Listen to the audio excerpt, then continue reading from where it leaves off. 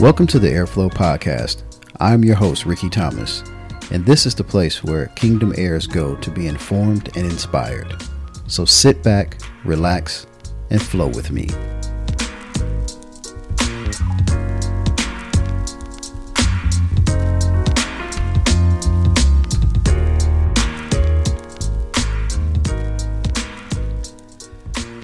What's going on, everybody? Welcome back to another episode of the Airflow Podcast. I'm your host, Rickey Thomas. And again, I just thank you all for joining me today on this episode. I titled it Victimized Minds. And it kind of flows with previous episode that I did around accountability.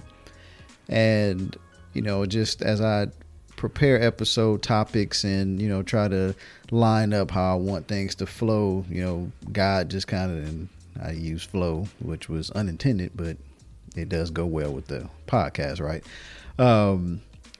I just was, asking God, like, okay, what is it that I can, what is it to talk about today? And, when I look at it and I lay out episodes, and he was just like, continue on that, because I guess I struck something with those that listen, with accountability, but, the other side of that is really those that stay in this victimized mindset and, have that victim mentality. And so I'm going to say this throughout the podcast. I think it's important that I reiterate that. And I'm going to start off with, this is in no way, shape, or form saying that, you will never be victimized. You will never be a victim. And we're all victims of something at some point in our lives, at different times of our lives.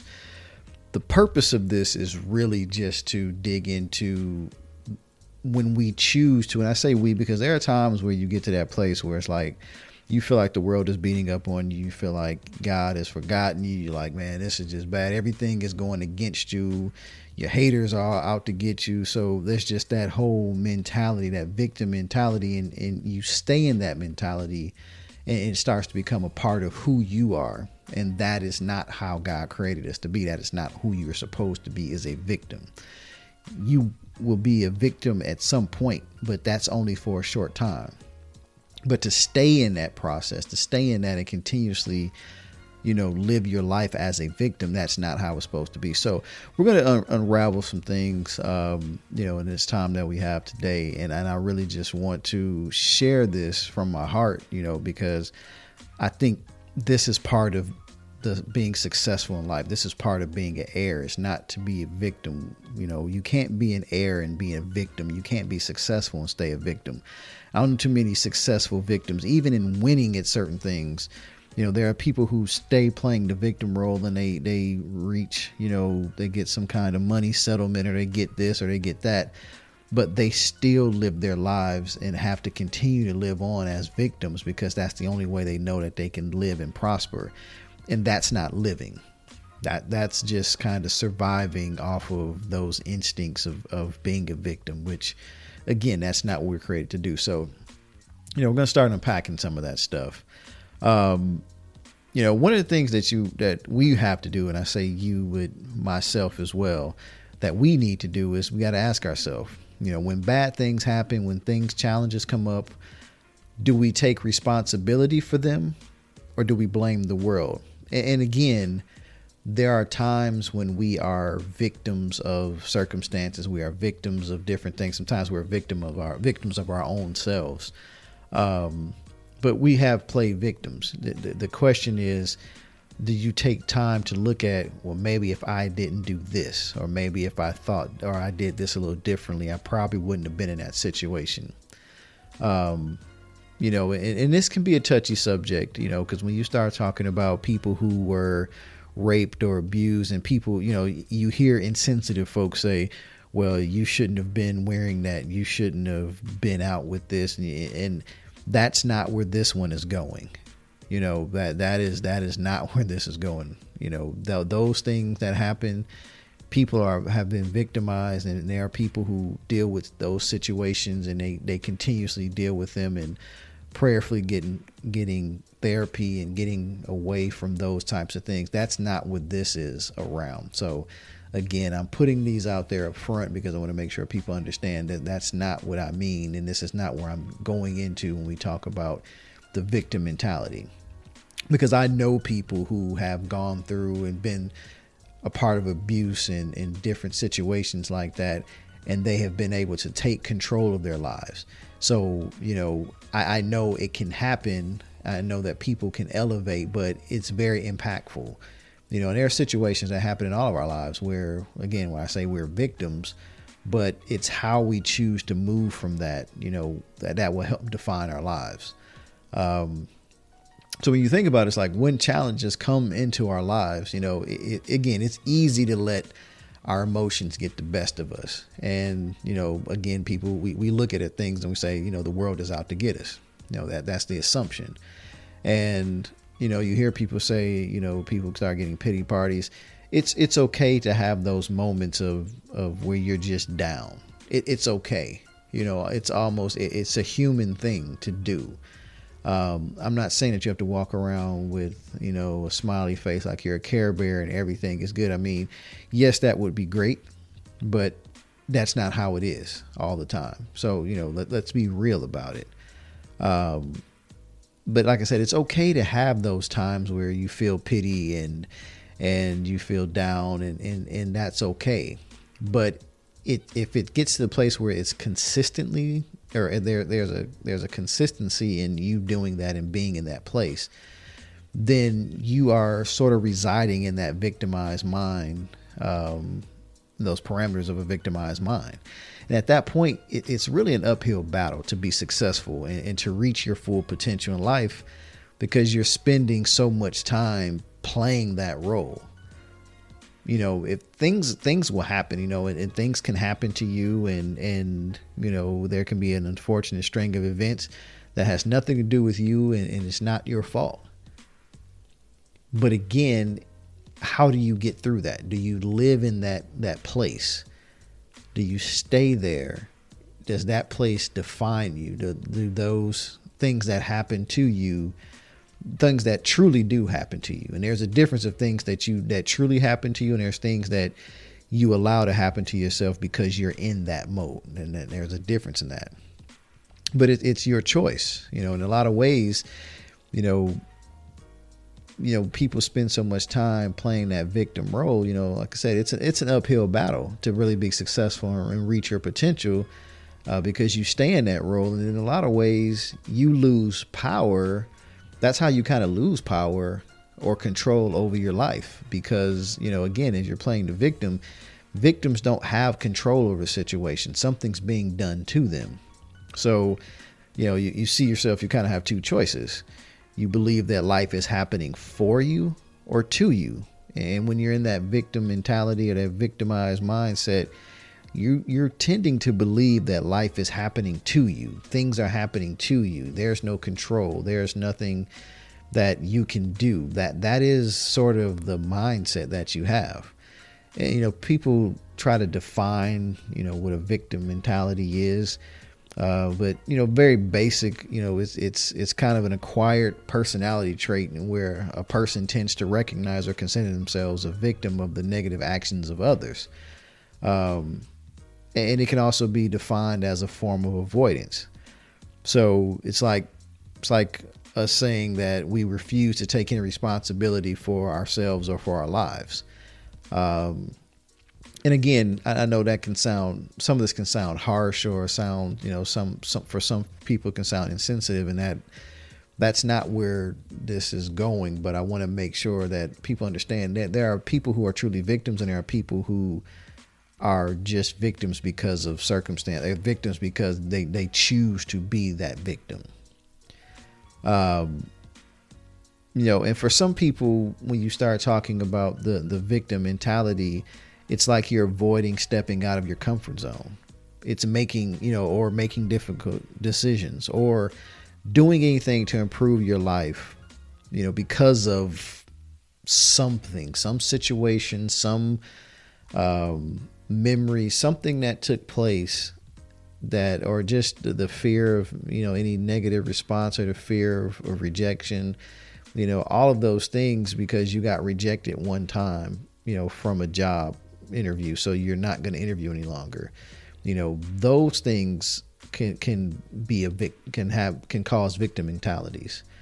You know, and there's some, like I said earlier, you know, in some cases you'll see where some people have had payoffs from keeping that victim mindset. You know, you're allowed to stay in that pity mode. You're allowed to ignore messy emotions, and you continually seek and get sympathy from others.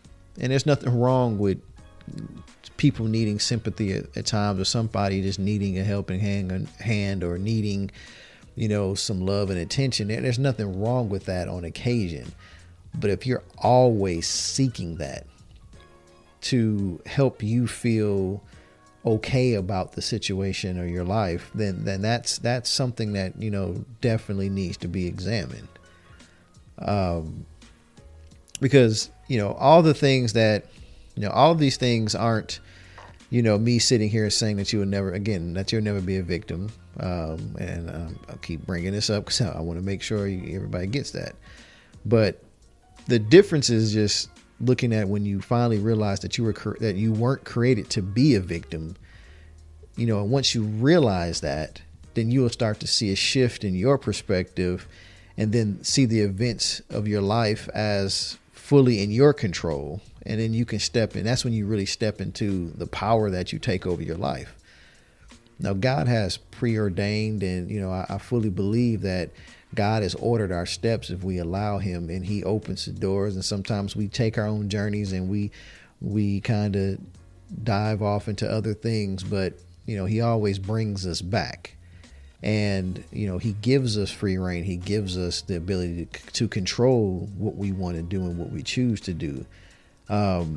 So there will be those times, but ultimately, you know, when we shift our thought process, when we align ourselves with God, then we will see, you know, that victim mentality, that our lives can be so much more than just having to play that role, because you don't always have to play that role. And I think we get into, you know, again, sometimes the circumstantial is just things happen at different points, and it could shape or mold us into that mindset of being a victim. You know, and, you know, so just one of the things that I thought about this when I was, you know, taking some notes down and just really gathering my thoughts on this topic. You know, I thought about a time, you know, just a time when I was a victim at TSU. You know, I had what year was that car? I think I had a 1988 blue Pontiac Grand Am. And I remember I had just got, you know, one of those detachable face radios for my CD player that was in the car. And I left the face of the CD player, I left it in the car. I put it under the seat, and it was kind of sticking out. I didn't have tint in the window. So, you know, if somebody looked in there, they probably could look in there and see like, oh, there's his face right there. You know, it was kind of dangling. Now, when it first happened to me, I was upset. I was frustrated. I was, you know, blaming everybody. You know, I was probably cussing. I was upset, you know, because something happened to me. I was the victim of a burglary, and it was a challenge, right? But after I calmed down and, you know, realized like, you know what, okay, I wasn't hurt. Nothing, you know, the radio was, you know, yeah, it had a little value, but, you know, nothing crazy. But I had to step back and think about it. I was like, you know what? Part of that was my fault, because the purpose of having a detachable face radio is that you take the face, you know, back then, and for those that don't know what a detachable face radio is, it was kind of a security measure. So you can pop the face off the radio so that if somebody did break in there and try to steal it, they wouldn't really be able to use it unless they had a face that would match up to that radio, and, you know, the chip that was part of the face, and it will allow it to be operational. So me foolishly leaving it in there, just being lazy, just like, oh, I'll put it in a little case and stick it under the seat. Well, I didn't do a good job of that because I didn't stick it under the seat. fully, and it was sticking out. And I realized that because I did it. I thought back, I was like, man, I didn't even put it back where it was supposed to, put it all the way under the seat where nobody can see it. So because of that, obviously it wasn't my fault that the person broke in the car, but I take blame in some of that because I left the radio where it can be seen. So did I have a victim mentality? Yeah, of course I did, because I was a victim. In the beginning, I was a victim of what happened. But I had to take a step back after I calmed down and emotions kind of cleared. And I said, dang, I messed up. I shouldn't have did that. So it was a learning experience, and I moved on. But I'm, again, thankful I can still drive the car. It just messed up the lock on the car. So, that I couldn't use the lock on that side of the car. The door was still functional. So, the car was still drivable. It was, could have been a lot worse, but again, it happened. But I had to understand that for a second I was a victim, and then I had to come out of that. So I want to go over a few things, just some examples of, signs that, if you think or live like this, then you have a victimized mind. And a lot of us can relate to these things or know people that live these things. So, hopefully as you're hearing this, you start thinking about some of the moments and times in your life, or just what you're experiencing even today. And, if you do experience these things, I'm going to share some ways to get over it at the end of this. But one of the signs that you may have a victimized mind, or, live in that world of victim mentality, is that you make every problem. Let me rephrase that. We make every problem or challenge that we face into a major catastrophe. Now, I know people, I've seen that. I've had moments where I've done that. You think the worst in everything. Even the smallest inconvenience becomes the biggest thing. You hear people say, you can't, shouldn't turn a mountain into a molehill, or a mountain can't turn a mountain into a molehill. But some people do the opposite, and they're taking a molehill and trying to make it a mountain. It's this big thing. It's turning into something that's very minor inconvenience, and it's like now it's the worst thing in the world. And again, a lot of that could be circumstantial. It could be just, a bad day, or, something happened and then this happens, and it's just like it just hits you at that time. That's okay for you to have that have that mindset at some point. But it should be a short time. It should be a very short iterative, not even iterative. It should be a just short iteration or short time frame that you think and feel like that. And I think that a lot of people get stuck in that, and they go down this rabbit hole of, now you're thinking the worst in everything. Everything's an inconvenience. This inconvenience is so bad, and then you start to always assume the worst will happen. And then you start assuming it, you start speaking it. And then what happens? A lot of times it comes to pass. And why is that? Because our words have power. So a lot of things that, you hear all the time in the Bible, life and death is in the power of the tongue. You hear people say, the power of the tongue, you are what you say. All those things, I fully believe it. The energy that you put out there, and you hear it, and I mentioned and I referenced it before, the whole little DVD back in the day called The Secret, where it was just like what you put out in the universe will come back to you, for those that, don't necessarily believe in God, but they believe in, universal laws. And like, if you put it out there, you're going to get it back. That's based off a biblical principle, but, we're not going to get into that. But, you are what you say. Your words have power. And if you're living in that type of mentality, that type of mindset, where you're continuing to speak that kind of that in that way, then you're going to see all this stuff start to manifest that you don't want to manifest. But because you're speaking it all the time, you're subconsciously and consciously bringing all these things together, and now you start to see those occurrences. So again, the first sign is you make every problem or challenge you face into a major catastrophe. The second sign is that you feel like you don't have power in any situation. So there's this constant feeling of helplessness.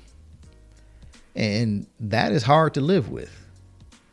It's almost, for some people, probably suffocating to live with being helpless in everything, like you have no power. And of course, when you're in these types of situations, you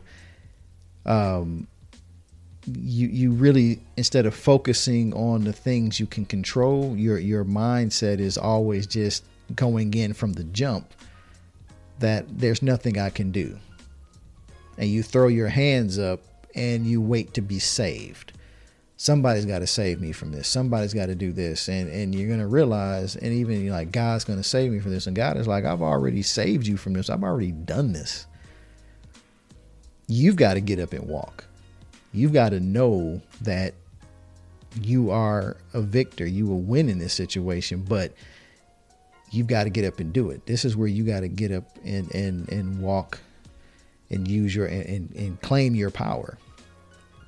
And so, again, when you start getting into those types of situations where you're feeling helpless, one of the best things to do, just kind of going into how can you get over those types of things. And this is, I'll talk about a little bit more in depth later, but you start focusing on things that you have the power to change, that are in your power to change.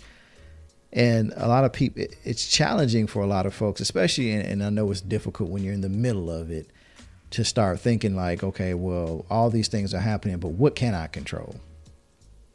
But it's a process that if you do it, it starts to become a part of who you are, where things happen. You live life. I live life, and I know that a challenge will happen.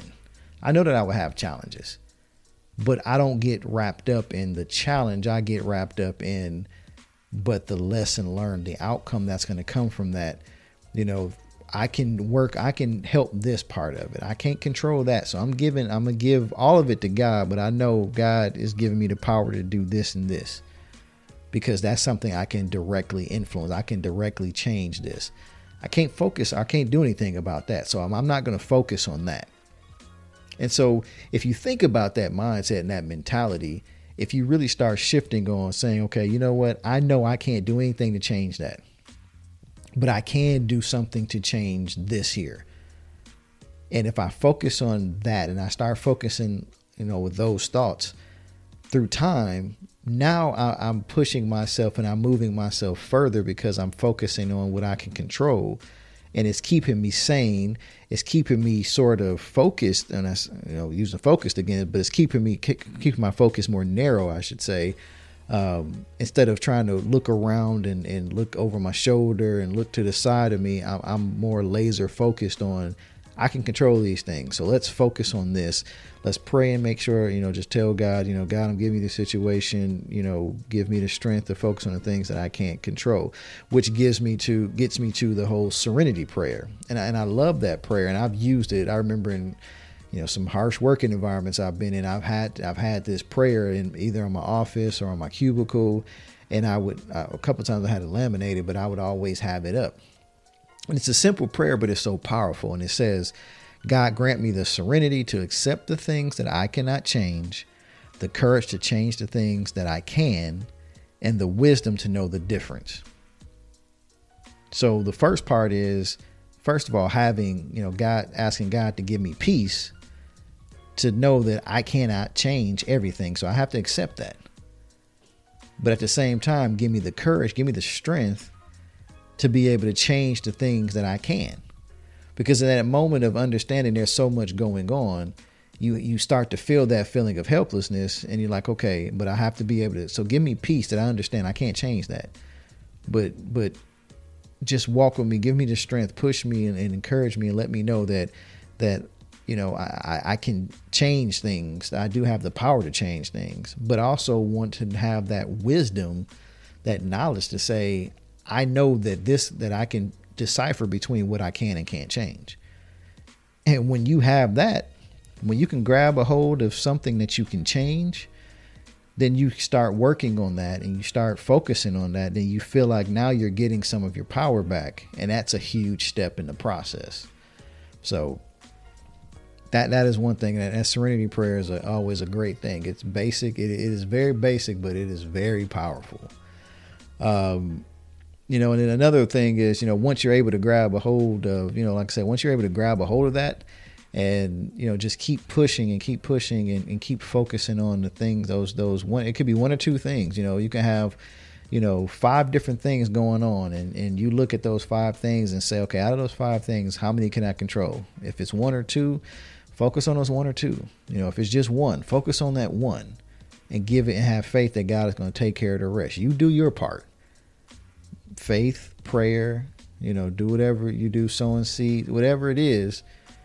But walk in faith, knowing that God is in control, and He's giving you control over the things that you can control, that you can directly impact.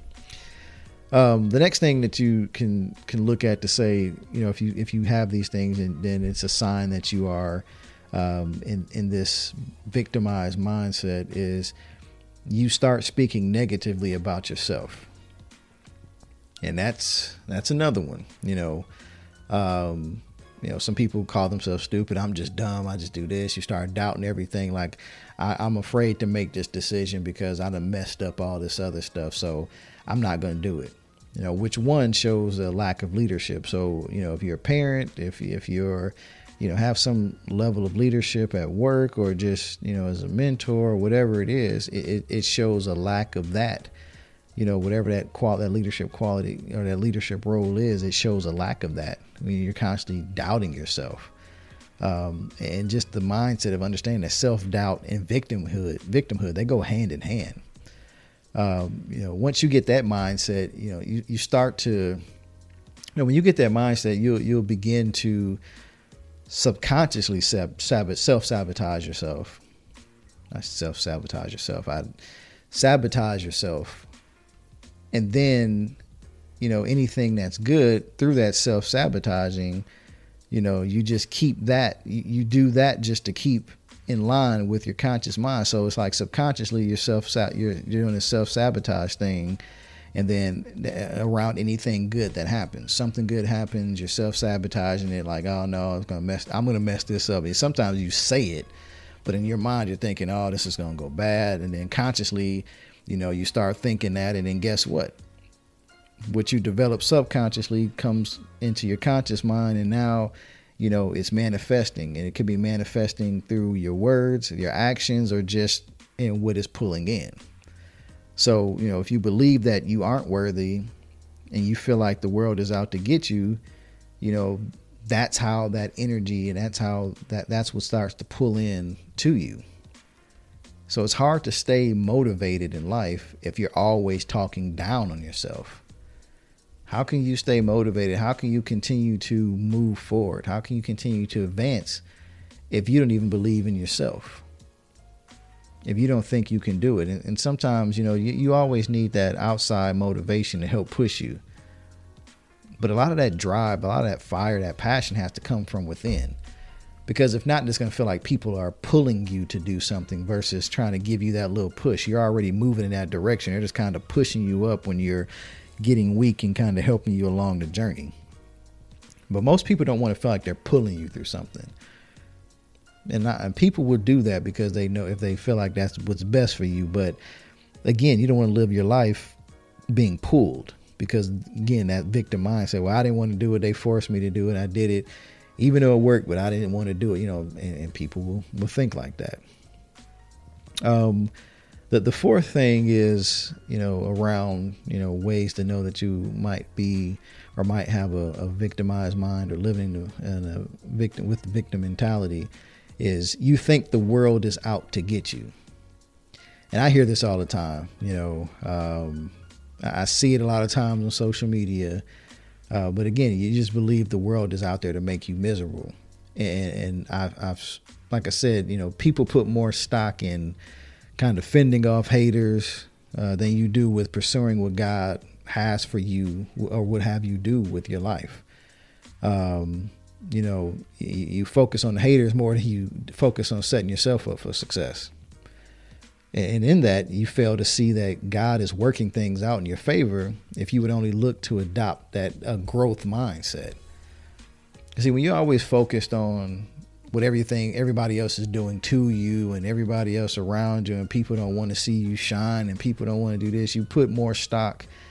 You're putting more stock into everything else instead of focusing on the things that God has for you.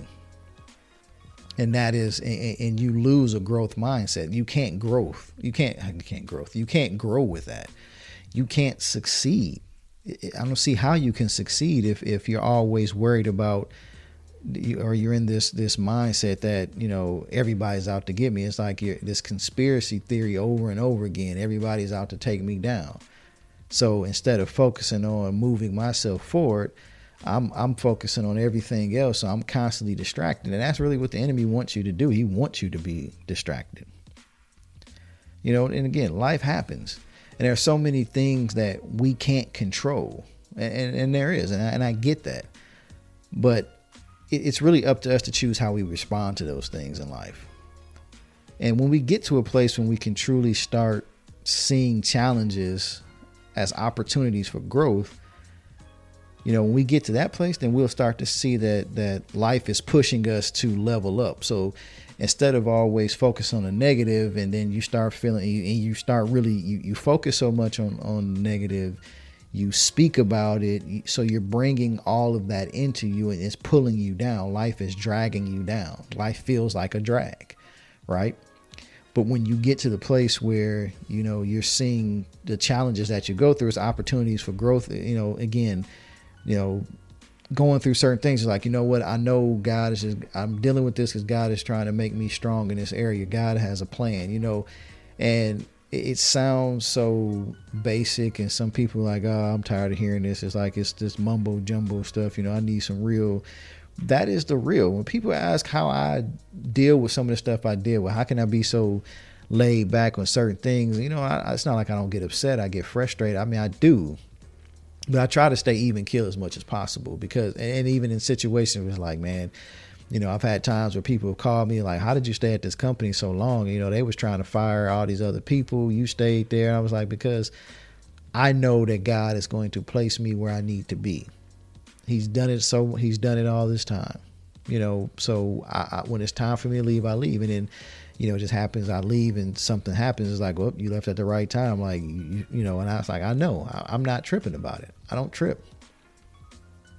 I try to keep myself away from that. And there's times where I will kind of indulge in certain things, and I'm like, okay, I got to pull myself back. It's the time I find myself complaining. I'm like, okay, I got to stop all that complaining. It's times I find myself, wanting to be that victim and go into that victim mindset. And it's like, have that victimized mind. And I was like, I can't live there. Like, I don't feel myself right. I don't feel right if I stay in that place. So I can't stay there long. A lot of times I come out and say, all right, God, I'm sorry. I apologize. I'm back.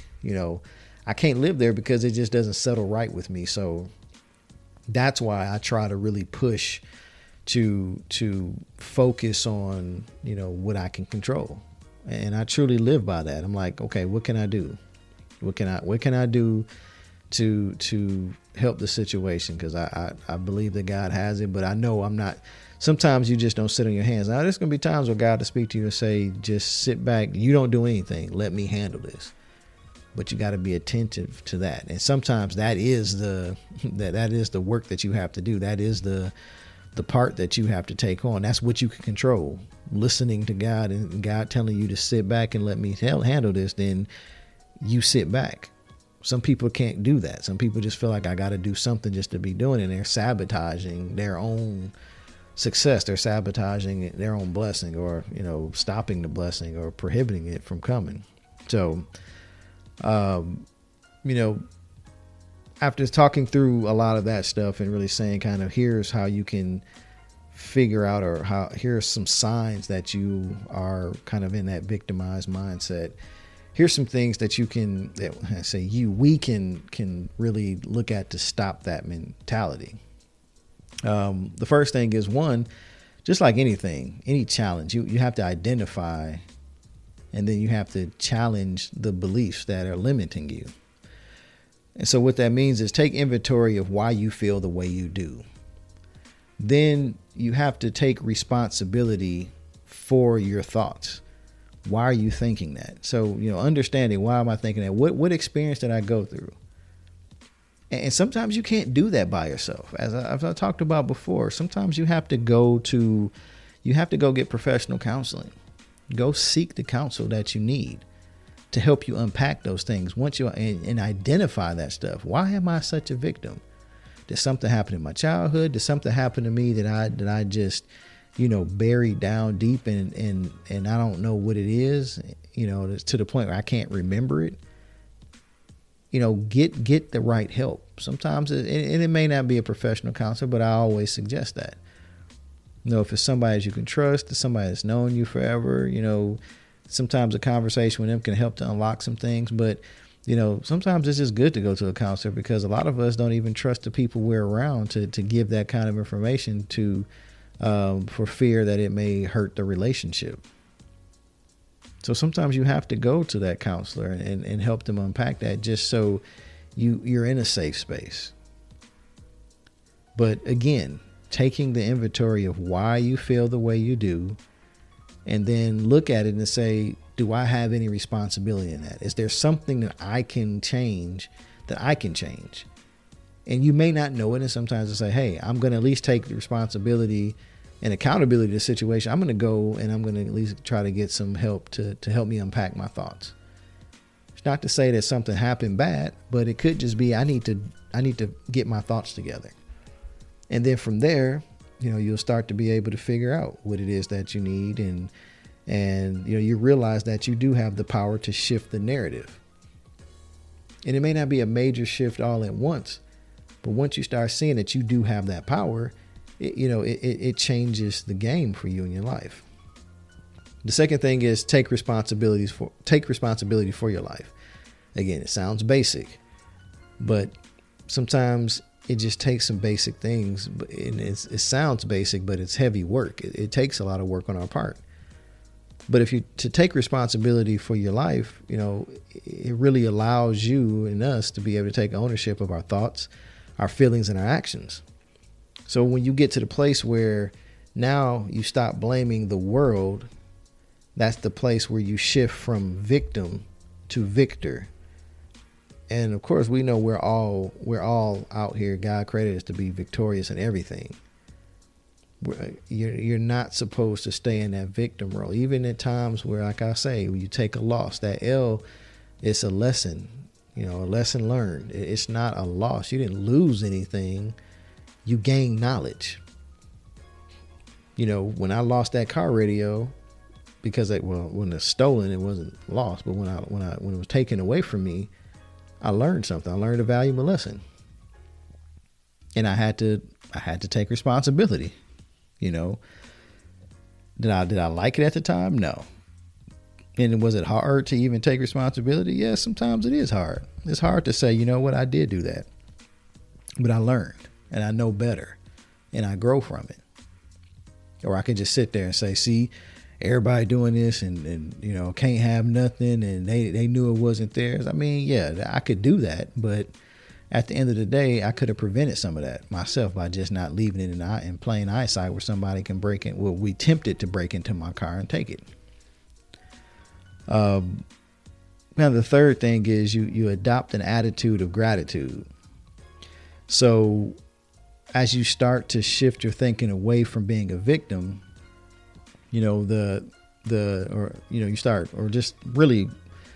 when you start shifting, as you go through that process of shifting your way from, being a victim, another thing is to start making a habit of asking yourself, what am I grateful for today?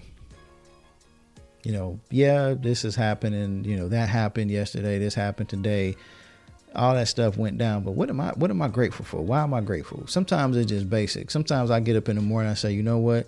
I may not feel good. I may not be motivated to go to my job and do my work or, whatever. I just want to lay here and, be to myself today. But, one thing I try to do is say, but I thank you, God, that I'm able to wake up and talk to you and make decisions and do the things that I need to do. Whether I want to or not, whether I just want to sit there or not, it doesn't matter. I thank you for waking me up today. That's an attitude of gratitude. I am truly grateful because I know that some people didn't wake up. And the gratitude is really an acknowledgement of what brings you joy in that present moment. And it could be just a small thing. I say joy, it could be happiness, which is temporary, but it's that part. I thank you, Lord, for that I had a bed to sleep in that's comfortable. I thank you, Lord, that I woke up next to a beautiful woman and my wife. No matter what the situation is, I thank you that my kids are were able to wake up today and they're safe. I know that there are people whose kids didn't wake up. There are people who didn't get a chance to say thank you today.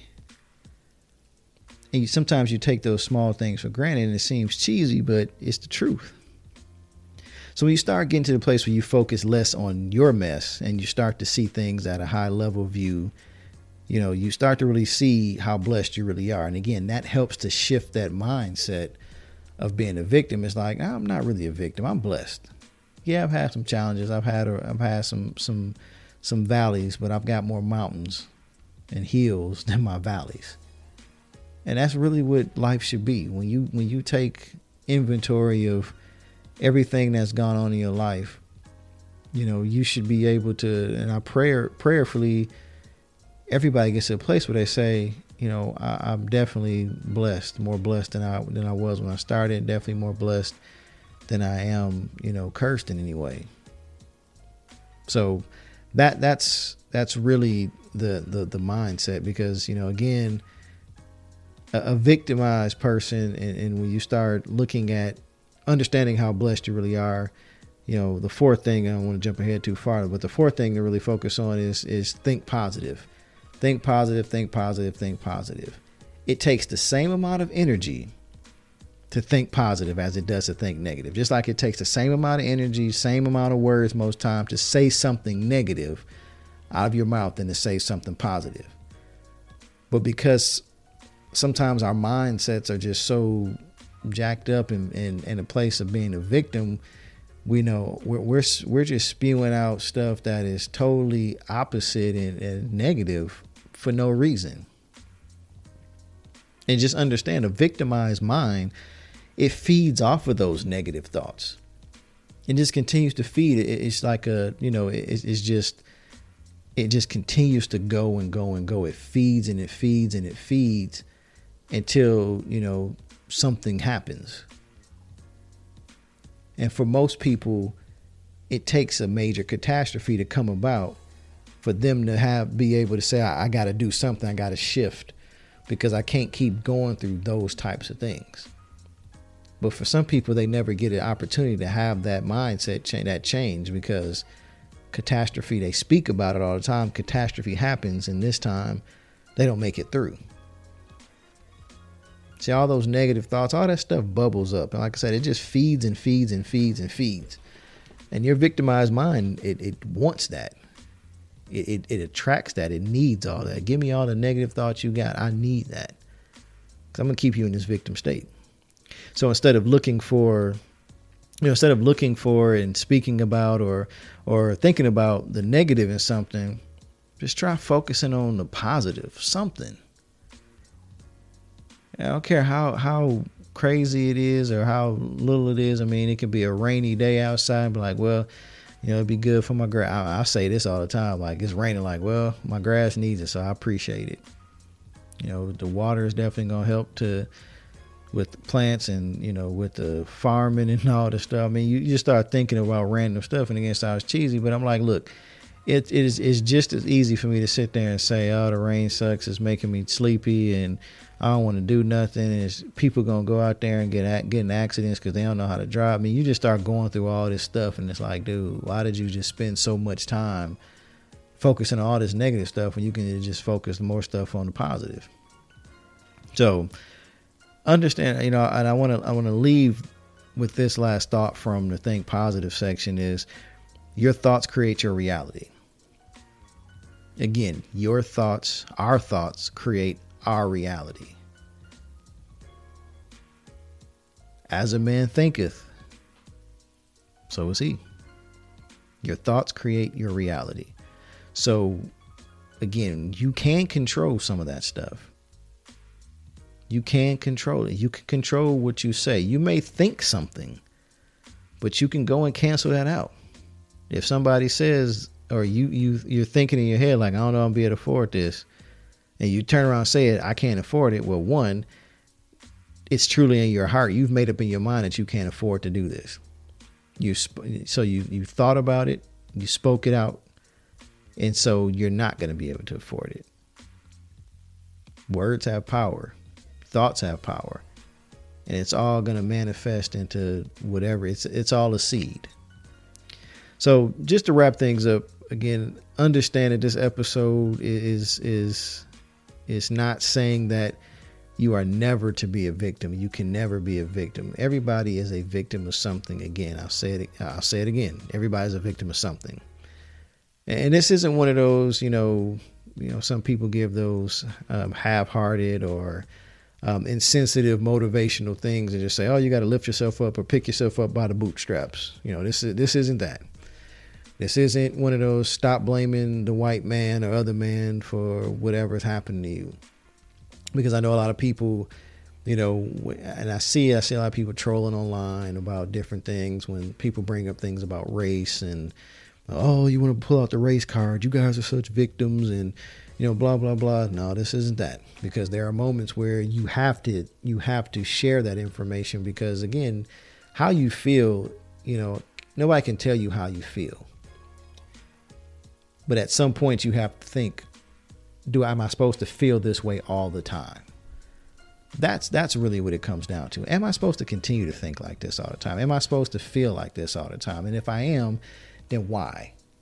Let's figure out why. Let's go get, let's help me unpack my thoughts. Am I crazy? Am I just being delusional? Because now my focus is more so, again, on everybody else, what the enemy is saying. If there are, again, racism is out there. It's been out there. It's just more exposed now because of technology. People are not necessarily bolder. They just got the tools to say the stuff they say. And it's having an impact positively and negatively. Sometimes it's helping people, it's spreading a message of negativity, but it's also helping to, identify people that need to be identified. So all that stuff happens for a reason. But again, this isn't one of those moments where I'm like, if you're a victim, you're a bad person. No, everybody's a victim. Everybody's a victim of something, but you can't live in that world. You can't. It's not healthy. And it's not God's intent for us to live our lives with a victimized mind. Basically put, we are heirs. We are heirs. If you're a believer, you're an heir. And as an heir, we were created to rule and reign over everything that God has given us. And that includes our thoughts, our words, and our actions. So, again, it's our choice. We choose, we have to come to a place where we take a hold of our lives. And it may not be that you have the power, but you go seek the help to get power. And you start to do the work. And you got to be willing to do the work. If you're willing to do the work, again, God is going to give you what you need. He's going to make sure you're taken care of. All he wants to know that you're willing and able. And we're all able. He's given us the ability. We just got to be willing. And he's going to put the people or send us and get us in where we need to be so that we can move on, because he doesn't want to see us sitting here as victims. We're supposed to enjoy life. Even when those challenges come in life. Even when, those times where, I hear people say your money is funny and all this stuff is going on. Okay, you may not have the money you want right now, but keep speaking it. Keep saying it. Keep visualizing. I've seen people who I'm not going to say they don't believe in God or they don't have a relationship with God, but people who you would think are some of the biggest, they're not in the church, so to speak. but they're living lavish lives because they've been speaking certain things for years. I remember rappers, you know, when I was in college, there was a group of rappers, and I'm not going to name them, but, you know, they were coming up, you know, starting a record label, and they were talking about all this stuff that they had before they even really had it. And guess what? They have it now. And it was a basic, they kept speaking it. They spoke it. You know, they may have rented stuff. They did videos where they had all this stuff on there, even though they didn't own it yet. But now they're able to do it because they just believed that if they keep speaking that thing into existence, it will happen. And a lot of people get that basic thing. It's a basic principle, but it works. So, you know, again, I think, as always, I thank everybody for taking time to listen. I hope everybody got something out of this. I just want to share that, you know, we've opened up the Airflow podcast to be available on different avenues. So now, thanks to the upgrades that Facebook has made, or, you know, metaverse, if you follow our Facebook page, facebook.com/Airflow podcast, that's HEIRFLOWPODCAST, and you go to that page, you know, like us, please share, subscribe, and then click the podcast button. And when you do that, you'll be able to access every episode that's been uploaded to our page. So you'll see it all. You'll be able to listen to all of them. There's going to be some cool new things that'll come about thanks to the technology change. So just keep that in mind. So for those that don't have a podcast player, something like that, you can definitely access us through the Facebook page, podcast, Airflow podcast. The other thing is, if you want to listen, I'm still on the website. So airflowpodcast.com. That website is the main website where the podcast is hosted from. So you definitely can access me there. And then I've also upgraded. So, you know, I mentioned before that we have an apparel line called Billionaire Flow. And of course, I mentioned Billionaire Flow is spelled BILLIONHEIRFLOW.com. That's the website. Go check it out. It's just been revamped. You're going to be seeing a lot of things coming out. New merchandise is available. New designs.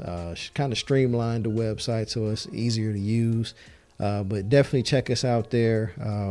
We're going to have some, you know, for the holidays, we're going to have some sales going on, and just really promoting that, because again, you know, as part of being heirs, you know, we're billionaires. You know, we're meant to be rich and wealthy in every aspect of our lives, and it's not just money. So I want to, you know, I always say that it's everything. It's mentally, spiritually, physically, and financially. So our clothing is available there, but also our our podcast is available there. So if you go to that website, if you look on the left hand menu, you'll see a podcast link. Click that, and you'll go to Airflow Podcast, and it will take you to where all of our episodes are hosted. Lastly, we're always still available on Apple Podcasts, Spotify, many of the top podcasting platforms. So again, you know, you'll get alerts if you subscribe to us, and when new episodes are available. We're just continuing to work on building this thing. Definitely, you know, with the merchandise, there's going to be some actual Airflow podcast merchandise that's going to be available on billionaireflow.com. So definitely go there and check it out. But again, you know, as always, I just want to thank you guys for listening, continuing to support the podcast. And just remember, as heirs, we are created to flow in everything that God has purposed and planned for our lives. So flow on. God bless you all.